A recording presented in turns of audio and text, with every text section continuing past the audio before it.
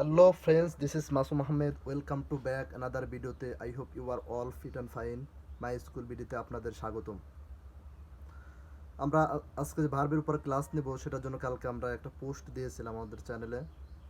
সেটা ধারাবাহিকতা আজকে আমরা ভার্ব নিয়ে ক্লাস নেব। ভার্ব নিয়ে যত ধরনের ডাউট আছে, যত ধরনের কনফিউশন আছে সব আই হোপ ক্লিয়ার করার চেষ্টা করব প্রথম থেকে শেষ পর্যন্ত ভিডিওটা যদি দেখতে থাকেন।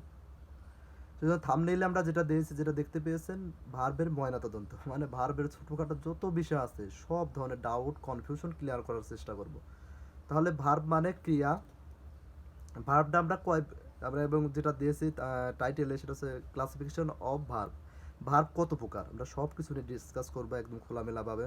তাহলে ভার্ব মানে ক্রিয়া। ভার্ব কত প্রকার? ভার্ব মেইনলি প্রধানত দুই প্রকার। এটা হচ্ছে মেইন ভার্ব বা অক্সিলিয়ারি, মেইন ভার্ব বা প্রিন্সিপাল ভার্ব।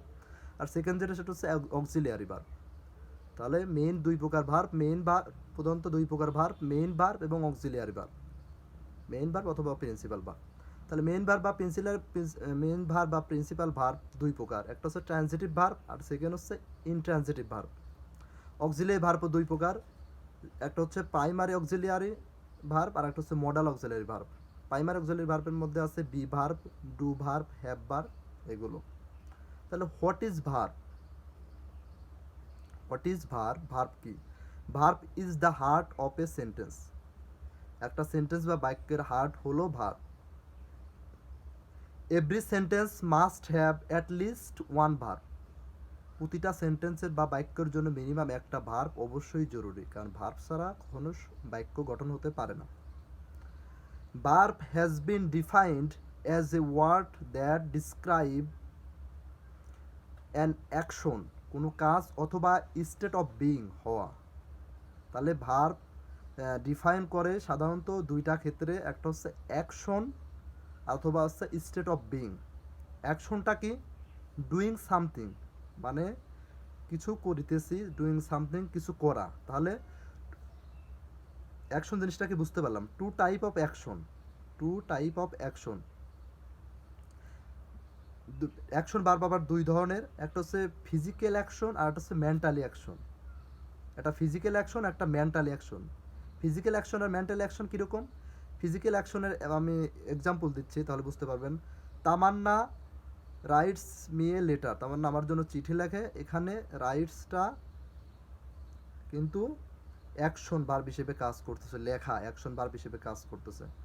তারপর যেটা আছে, she knows me since my children, সে আমাকে চিনে ছোটোবেলা থেকে।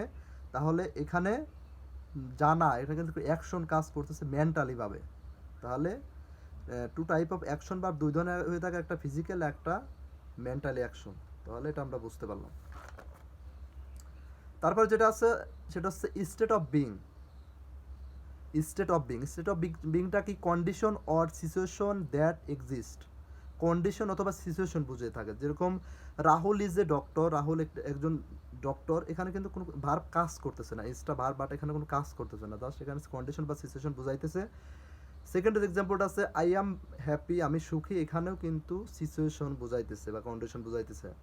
এখানে he has a brand new mobile phone, তার নিউ ব্র্যান্ডের মোবাইল আছে। তাহলে এখানেও কিন্তু কন্ডিশন বা সিচুয়েশন বোঝাইতেছে, এখানে কিন্তু কাজ করতেছে না। এটাই হবে স্টেট অফ বিং। তাহলে two type of verb. Verb মূলত দুই প্রকার, যেটা নিয়ে আমরা আজকে মেইনলি ডিসকাস করব।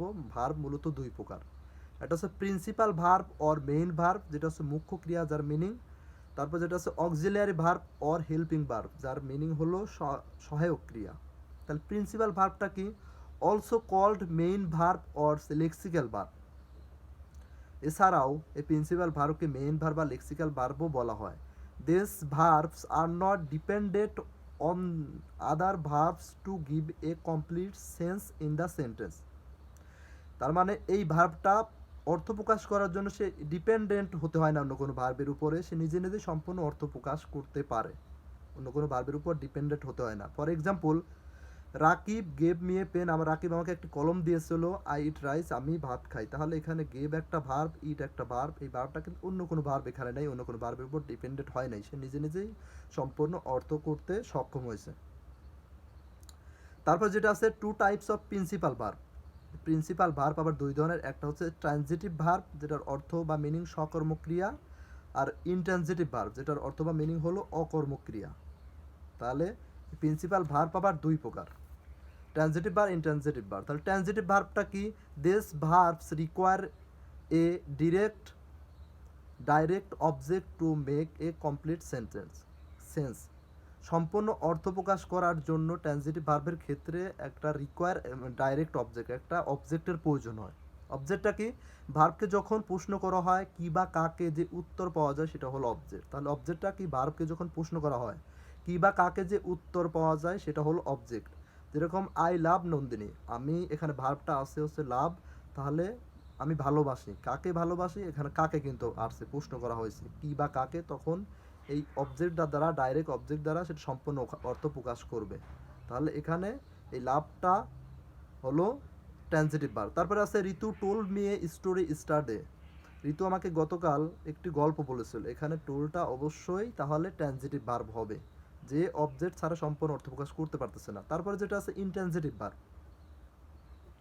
ইনট্রানজিটিভ ভার্ব কি?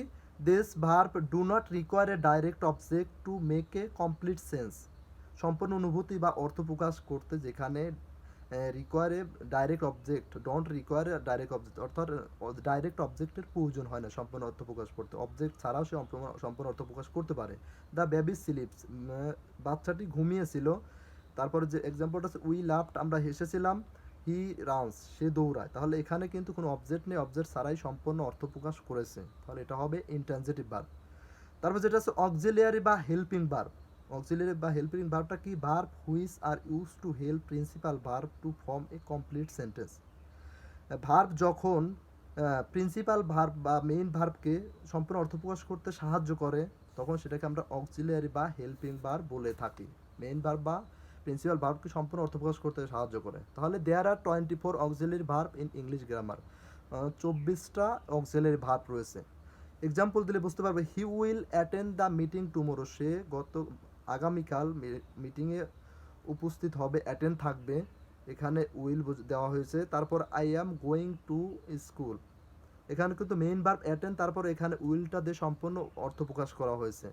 এখানে I am going to school, আমি স্কুলে যাইতেছি, গো মেইন ভার্ব বা প্রিন্সিপাল ভার্ব আছে, তারপর আমরা এখানে অক্সিলিয়ারি ভার্ব অ্যাম দিয়েছি বিকজ অফ, সম্পূর্ণ অর্থ প্রকাশ করার জন্য এখানে অ্যামটা ইউজ করা হয়েছে। তারপর যে এক্সাম্পলটা আছে হি ওয়াজ স্লিপিং, সে ঘুমাইতেছিল, এখানেও কিন্তু স্লিপ মেইন ভার্ব বা প্রিন্সিপাল ভার্ব, বাট এটাকে সম্পূর্ণ অর্থ প্রকাশ করার জন্য ওয়াজটা আমরা এখানে ব্যবহার করেছি।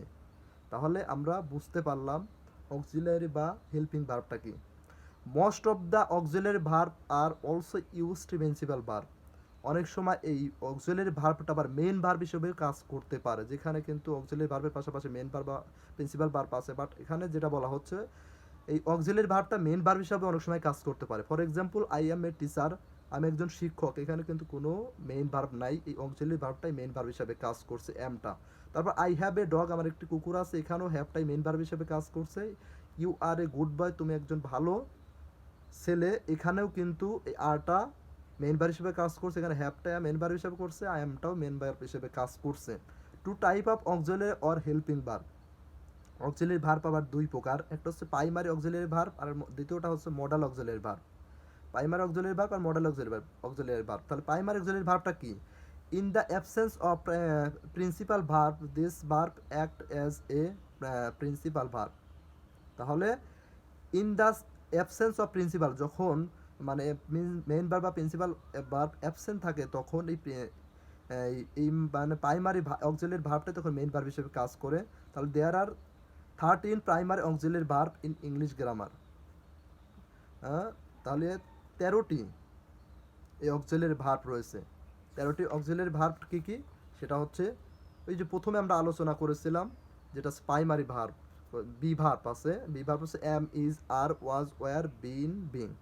তারপরে ডু ভার্ব যেটা, সেটা হলো ডু, ডাজ, ডিড। তারপর have verb have, has, had.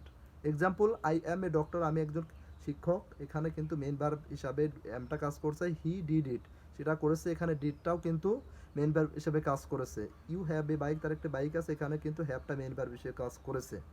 তাহলে এটাই হলো প্রাইমারি ভার্ব। তারপরে যেটা আছে modal auxiliary verb. Modal auxiliary verb, মডালটা আসলে আমরা কিন্তু মডাল নিয়ে ডিসকাস করেছি। যাই হোক, this verb show possibility, ability, willingness, তারপর পারমিশন, কমান্ড, উইশ, তারপর ETC etcetera in a sentence. তার মানে একটা সেন্টেন্স সম্পূর্ণ অর্থ প্রকাশ করার জন্য এইগুলো পজিশন হয়ে থাকে, এইগুলো অবস্থা হয়ে থাকে, possibility, ability, willingness, permission, command, wish, এগুলোর ক্ষেত্রে আমরা এই ভার্বগুলো ইউজ করে থাকি এগুলো প্রকাশ করার জন্য। তাহলে দেয়ার আর 13টা modal auxiliary verb in English grammar. তার মধ্যে 13টা মডেল রয়েছে, তার মধ্যে আছে can, could, shall, should, will, would, may, might, can, could, have to, use to, must, need, ought ইত্যাদি। তাহলে এই মডেল নিয়ে কিন্তু আমরা প্রতিটা মডেলের উপর আলাদা করে একটা করে ভিডিও দিয়েছি, সব ডিটেলস আলোচনা করেছি। তাহলে আপনার ওই ভিডিওগুলো দেখলে আমাদের মডেল নিয়ে সব কনফিউশন ডাউট ক্লিয়ার হয়ে যাবে। এই জন্য মডেল নিয়ে আজকে তো তত বেশি কিছু আলোচনা করব না, জাস্ট কয়েকটা এক্সাম্পল দিই। ক্যান দে, suppose I can do it, আমি করতে পারি। ক্যান দে এক্সাম্পল দিলাম, he will go to office, অফিসে যাবে, এখানে উইল দিলাম, এখানে ক্যান দিলাম। He you should come here, তোমার এখানে আসা উচিত, এখানে শুড দিয়ে আমরা সেন্টেন্স তৈরি করলাম। তাহলে আই হোপ এই ভার্ব নিয়ে আমরা ডিসকাস করলাম। ভার্ব নিয়ে যত ধরনের কনফিউশন বা আপনাদের ডাউট ছিল আই হোপ ক্লিয়ার হয়েছে। তারপর যদি কোনো কনফিউশন থেকে থাকে আমি আশা করি ভিডিওটা আরেকবার আপনারা রিপিট করে দেখবেন, তাহলে যত ধরনের কনফিউশন আছে, যত ধরনের ডাউট আছে আই হোপ ক্লিয়ার হয়ে যাবে। আর ভিডিওটা থেকে আপনার যদি একটু হলেও হেল্প হয়ে থাকে, আপনার যদি হেল্পফুল হয়ে থাকে, তাহলে অবশ্যই don't forget to give it A like and subscribe and share করতে ভুলবেন না, এবং বেল আইকনটি প্রেস করে দেন যাতে আমি কোনো ভিডিও দিলে সাথে সাথে নোটিফিকেশন পেয়ে যান। ততক্ষণ পর্যন্ত ভালো থাকেন, দেখা হচ্ছে আগামী কোনো নেক্সট কোনো ভিডিওতে। Take care and keep learning.